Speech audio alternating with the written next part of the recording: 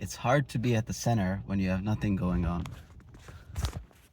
It's easier to find the center and be the center of a lot of stuff going on. Okay? When you have a lot of stuff going on, then presence becomes a lot more gratifying. Then you just want to be here when you're here. You don't want to be somewhere else. You're not there. When I'm here, I'm here.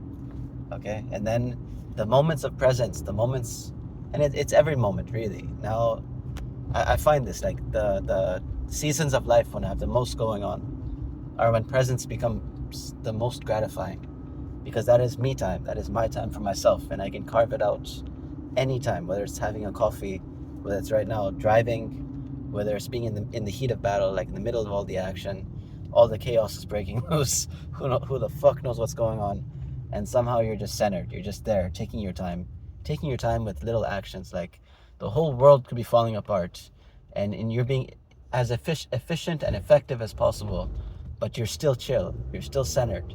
You're still present. When you're here, and that's something you learn. I find in the trades, in the job, because the trades are dangerous, and you don't want to be rushing like an idiot with your head cut off. You become dumb when you're rushing. You miss little things. Like I have so many examples of this. So in the chaos, you have to be the calm in the middle of the storm, right? And that's why, let's relate this to other ideas. That's why, I go to this men's group, and they're often giving advice as they see fit, like what applies to them at their point in their life. Like let's say a 50-year-old, there's a 50-year-old, like he'll be giving advice to let's say a 25-year-old, and he'll be giving the truths that work for him at that point in his life. And I'm sitting there thinking, like, yeah, I'm not going to interrupt, because even I benefit from hearing this, because it's, you want to hear what truths are going to be applicable later on in life, right? Like maybe I'm not ready to receive them just yet at the age of 32, but it's nice to get a preview, a taste of what truths I can expect to live by at, like, let's say age 50, right? What becomes applicable then. And I think it's not such a big mistake, but it's still kind of inaccurate that I think these older people, when they try to give advice, they think that a 20-year-old should be following the truths that are working for them now at the age of 50. Instead, I think there are time-bound, time-relevant truths that are applicable to where you are in the season of life that you're in. Okay, so like a youngster, I don't think you should even be trying to be present when you're like 20 years old. Or like, like the adage, like that success is subtractive.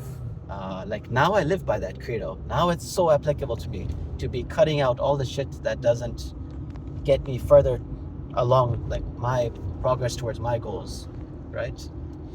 Now that works for me. That success is subtractive. But if you're a youngster coming up, fuck no, man. As a youngster, just do whatever the heck you can put yourself into. You can be working 3 jobs, traveling the world, failed relationships, failed careers, doing this and that, because you have to find yourself through action. And it is only by taking on way too much that you can find out where your center is. Like, where is that? Like I said before, like it's hard to find the center when there's nothing going on. So when you're young, you want to be doing a fuckload of things to figure yourself out. And then when you have an idea of what you want, because you've done all these different things and exposed yourself to all these different experiences, whether or not they worked, then you can live by the credo of success is subtractive, and start to narrow in on the things that give you the most leverage, that are most aligned with you, right? So yeah, I believe in this idea that there are time-sensitive kind of truths, and as a person coming up, and even as a person giving help to others, I think the most important thing is just to prime the person to be receptive, right? It's not that the person needs to necessarily be living by the correct truths at every point in their life. No. What you want is for that person to be receptive, so that they are growing as fast as they can, right? Like it's like if a 50-year-old takes 10 years to find one truth, right? It's like the first 4-minute mile, and then the people who come afterwards, they can do it a lot faster, because for a variety of reasons, right? And so that is the real magic that needs to take place. It's like if you want to help somebody, it's not that you need them to be necessarily be living the correct ideas at age 20 or 30 or 40, whatever. It's more so that can you get them to be receptive to life, receptive to growing, to be in that growth mindset, get them like through the journey of life faster, like, or I mean, get them through progress faster, right? Through the levels of life faster, because I believe that that you don't get to skip steps, that you don't get to skip the forms of life. Okay, I believe that every person anew has to rediscover all the steps of life. It's like, man, every person anew is going to have to experience poverty. It's going to have to experience injury, illness. It's going to have to experience what it means to make themselves able to work more, to work harder, to work better, to be more efficient, to be more effective, to be more painstaking in their craft. What it means to love and to lose love. What it means to face death. Like all these forms of life, you don't get to skip them. I don't believe you get to skip them, and that's why I love this concept of ergodicity. It's like that term for physics where every particle, where a particle occupies every place, kind of every station of where they're at. You know, like and to me that's like kind of the perfect life. It's like, yeah, you want to be rich for a season, you want to be poor for a season, you want to be healthy for a season, you want to be not so healthy for a season. Like you want to go through every stage of life, you know. And if I was trying to design like a perfect society, like you get way more abundance if you can get people cycling through the different stations of life, so that everyone gets to experience what it is to drive a Ferrari, what it is to be broke. Like you want both in your life, right? Then you can even appreciate one and the other.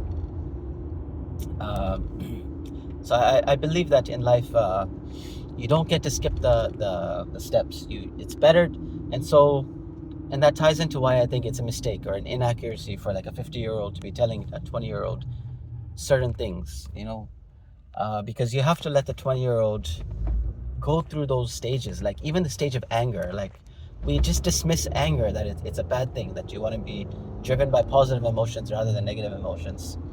But I think even there, it's actually worth it to just be where you're at. If you're feeling angry, embrace that season of life. You want to go do martial arts and go beat up on a heavy bag, embrace that part of life. You want to fuck as many as girls as you possibly can. You want to wet your dick as much as you possibly can. Have that season of life, and then later on, maybe you discover that you know what, maybe it's not working out for you. Maybe you want a deeper connection, or you want to sacrifice it altogether, like whatever. But you have to let yourself go through those phases. You don't get to skip those stages, man. Yeah, that's enough covered in this video. All right.